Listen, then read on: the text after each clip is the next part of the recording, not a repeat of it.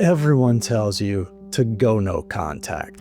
But what if doing that means losing them forever? What if your avoidant ex thinks you've stopped caring?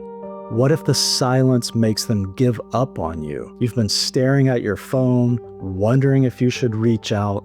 Maybe you check for a missed message, a voicemail, there's nothing new. Maybe you send a text and get no reply. And it's starting to feel like you might never see them again. Now, no contact doesn't make them forget you. It does something very different. And that's why in this video, I'll walk you through what actually happens in an avoidant's mind during the first 30 days of no contact, how their emotions unfold, and what really starts to happen when you go quiet. Now, not every avoidant moves through this in exactly 30 days. For some, it's much faster, and for others, it's much, much slower. But the emotional patterns tend to follow the same shape. So let's start from the beginning. Phase 1, this is the first 7 days when it feels like they've completely erased you from their life. They look fine. They seem unbothered. Maybe they're even posting about how amazing their life is without you. But here's what's really happening. Right after the breakup, the part of them that handles emotional connection shuts down. We talk about this as the moment where a sense of calm and relief is starting to settle in. Now, in reality, they are just going numb. Their body releases stress chemicals, then it goes into kind of a shutdown that blocks out the hurt so they can get through the day. And as a result of that, your ex is telling themselves things like, this is for the best, I need space, I'm not really ready for a relationship right now. To put it clearly, at the start, they rationalize the breakup to avoid facing the discomfort. And on the surface, it works. It looks like relief. They appear calm, maybe even cold and detached. You're going to see them throw themselves into work, hobbies, or casual dating. But what's really happening is this. Basically, they are staying too busy to let any real feelings come to the surface. Now, that's just a way they've developed to suppress painful emotions instead of processing them. And most often, this is happening in the first week after your breakup. But instead of trying to figure out exactly what week you and your ex are in, here's what I need you to do. For this and any timeline, I want you to watch their behavior, not the days, because this is the only way you'll really know where they are emotionally and what is actually happening inside their mind. Now, right after the breakup, the avoidance mind shifts into recovery mode. For weeks, sometimes months, they've been walking on emotional eggshells. They feel like they've been under pressure to say the right thing, to express emotions that seem risky, as if opening up might lead to rejection. What's really happening is this. They're worried that they'll disappoint you if their love doesn't look the way you expect. Of course, all of this lives inside their head, buried deep in the subconscious. So on the outside, to you, it looks quite different. It looks cold, it looks heartless, it looks like they just shut down and disappeared. And the reason it looks like they've just shut down and disappeared is because they don't want to think about how much they've hurt you. Even though there is this underlying feeling of guilt and love just beneath the surface.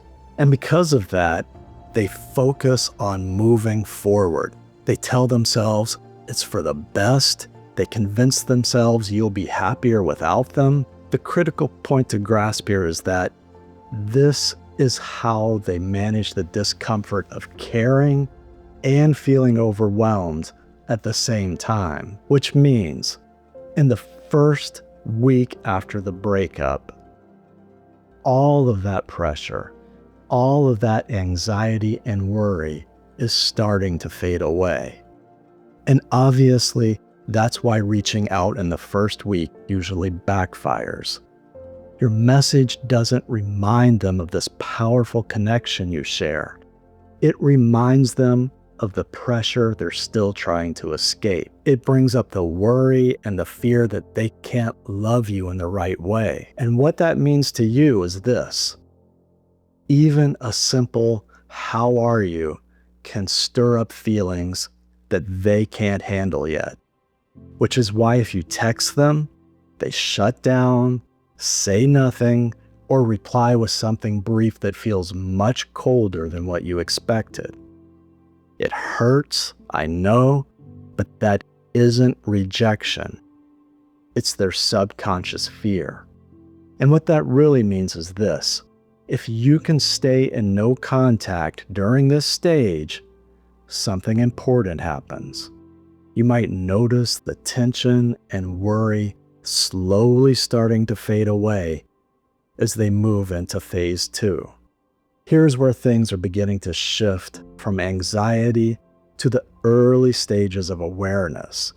For many avoidants, by the second week, the relief starts to wear off because it becomes harder to use distractions as a way to suppress their emotions, which means their schedule is still full, but it's starting to feel like they're just going through the motions. They're busy at work, they're meeting new friends, they're going out, maybe even pretending things are still normal. But there's this feeling, a feeling like something's missing, like deep down inside there's an emptiness. They're not happy, they're not heartbroken, they're just kind of numb. So you might see them smiling in a photo or watch them post about a night out and think they're fine, but what you're really seeing is someone trying to feel normal and not quite pulling it off. What's really happening at this point is they move through their days on autopilot. They're not in pain, but they're not really living either. They don't quite feel themselves. Their thoughts are scattered. They're tired but restless. And it's as if the world feels muted, like everything's happening behind glass. So let's go a level deeper here.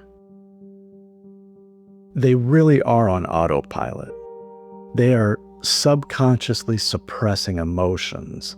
Now, you might hear this called deactivation, and for an avoidant, they are acting on instinct. This feels like the right thing to do. This feels safe, even comforting. But over time, suppressing emotions leads to chronic stress, emotional disconnection, and eventually breakdown. Now, if you reach out to them during this time, their response will most likely be polite but distant. They might thank you, they might ask how you're doing, but right after that, they will disappear again. And as you're probably starting to understand now, the reason they will disappear again is because answering you brings back the same tension and anxiety that made them pull away the first time. Their heart speeds up, their mind starts searching for the right thing to say, and the whole exchange feels like pressure to get it right or be rejected.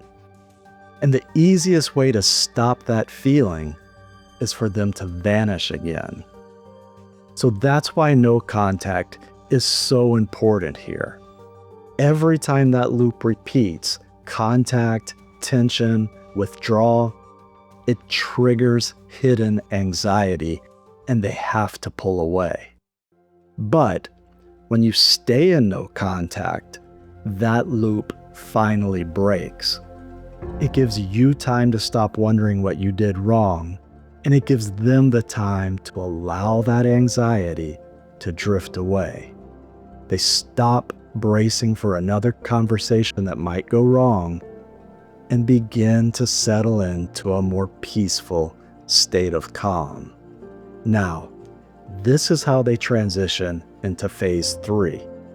For many avoidants, this is when they start moving from numbness to something that feels a lot like loneliness. This usually happens around week 3, maybe a little earlier, maybe a little later, but somewhere in this window, the emotional suppression starts to crack. Now, this is the part that no one else is willing to tell you. If your ex is a dismissive avoidant, then emotional suppression lasts much longer. And what that means to you is this: the time it takes for them to come around is going to be significantly longer. However, if they lean fearful avoidant, then this is often when you begin to see a shift. Now, that's why you always hear me say, watch the behavior, not the calendar. The timeline gives us a common framework to talk about things, but watching their behavior, this is what allows you to know the real truth behind it all. Now, at this point, here's what's happening to many avoidants. The distractions aren't working anymore. They've been going to the gym, they've scrolled through their phone, they've hung out with their friends, but when they get home at night and sit down in the quiet, there's this uncomfortable feeling that won't go away. It's subtle at first, a thought, a memory, something small that reminds you of them.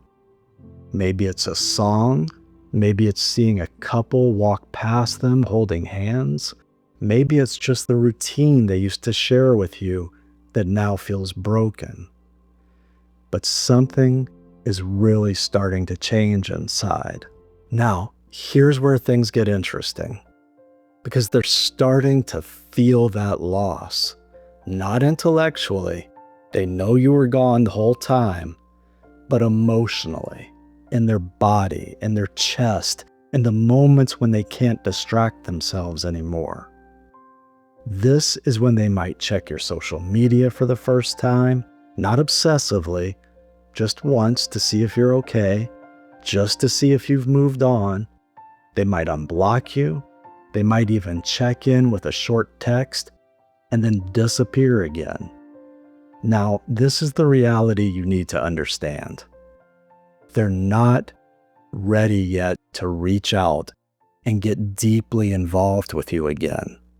But they are starting to wonder about you. They're starting to notice your absence in a way that they couldn't before.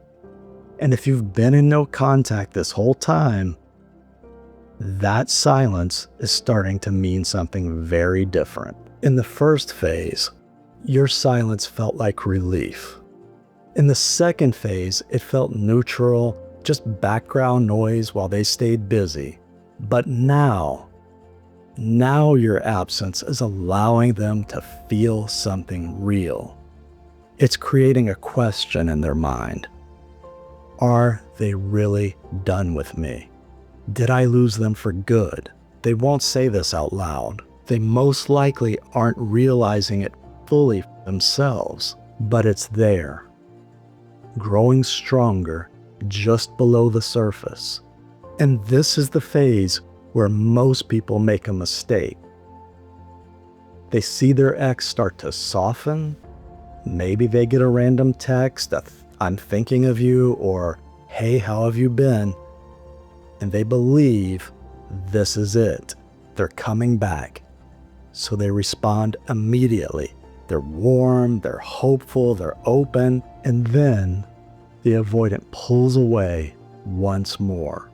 Now, this is the part I really need you to hear. So let's talk about what matters most.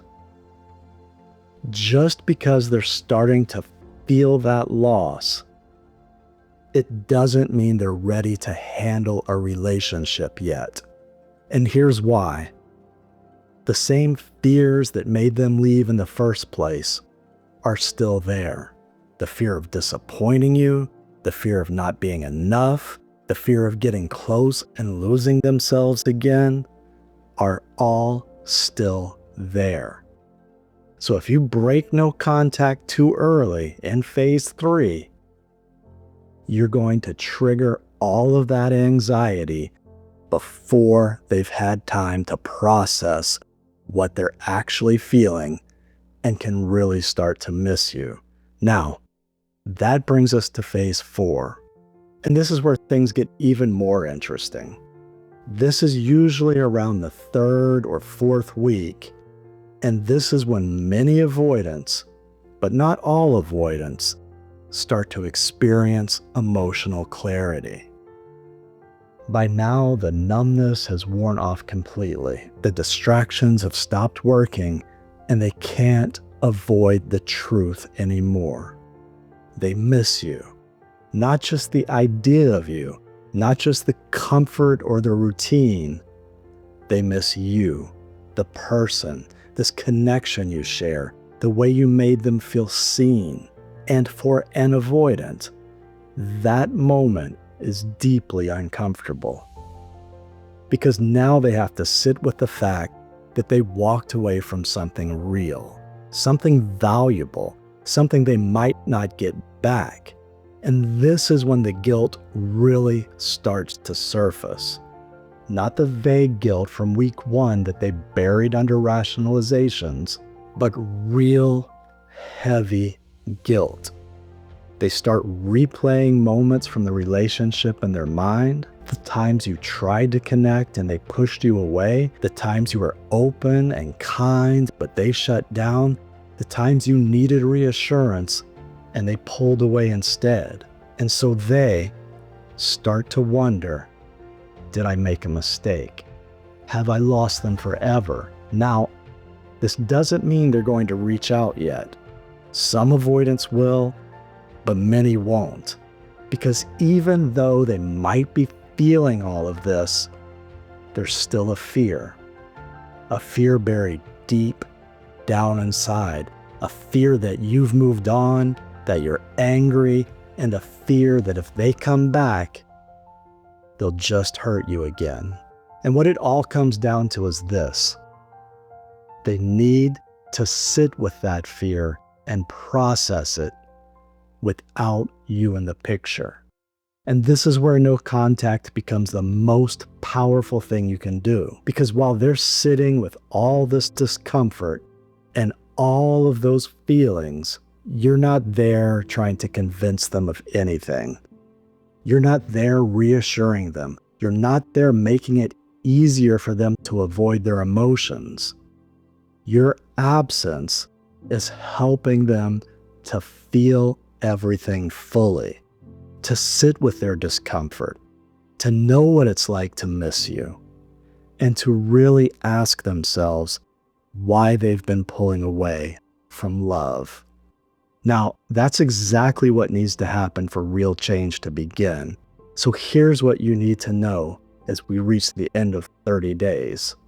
If you've been in no contact for a month, they will not forget you. The truth is, what we most often hear from people like you and your avoidant partners is this.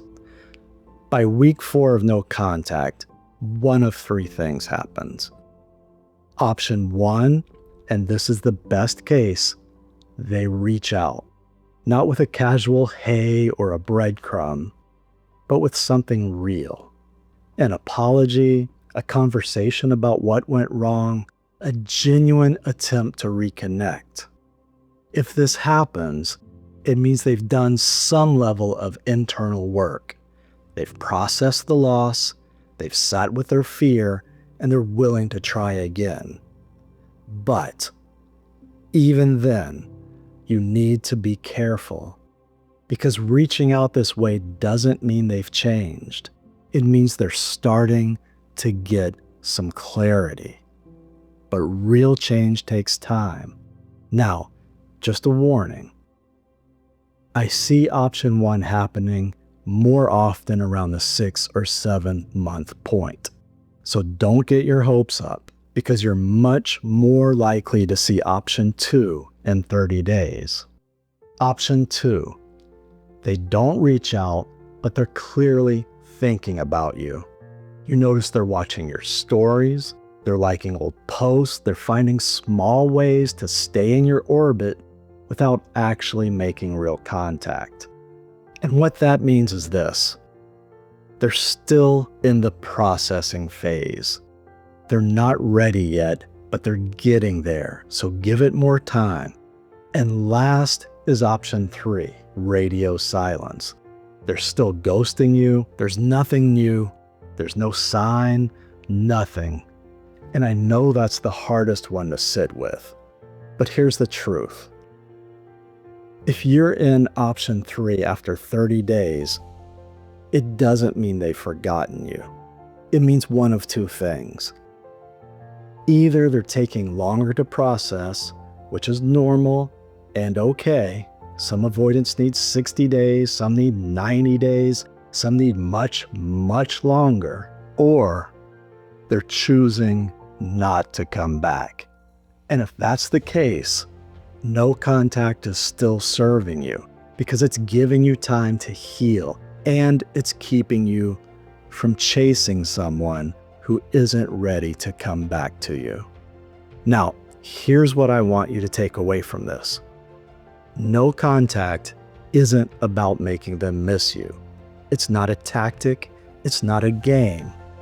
It's a way for you to stop spiraling out of control, and a way to decide separately what you actually want moving forward.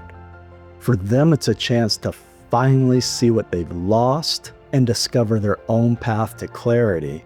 And for you, it's the way to stop chasing, to stop wondering, to stop waiting by your phone for someone who isn't ready to show up. And if they do come back, then you'll know it's because they chose you. Not because you convinced them, not because you stayed in their orbit, but because they sat with the loss, realized what they let go of, and they want you back. Now, if they don't do that, it's okay. You'll be stronger for it, because no contact isn't just about them, it's about you. It's about how you are starting to feel more calm, more peaceful, and more like yourself. Now the next step is clear. Get the No Contact Survival Kit from the link below, and if you want to understand what happens next, watch this video, the 3 stages of an avoidant coming back and what makes them stay. And remember, avoidants don't forget, they deactivate. And sometimes the most loving thing you can do is let them find safety in their own time.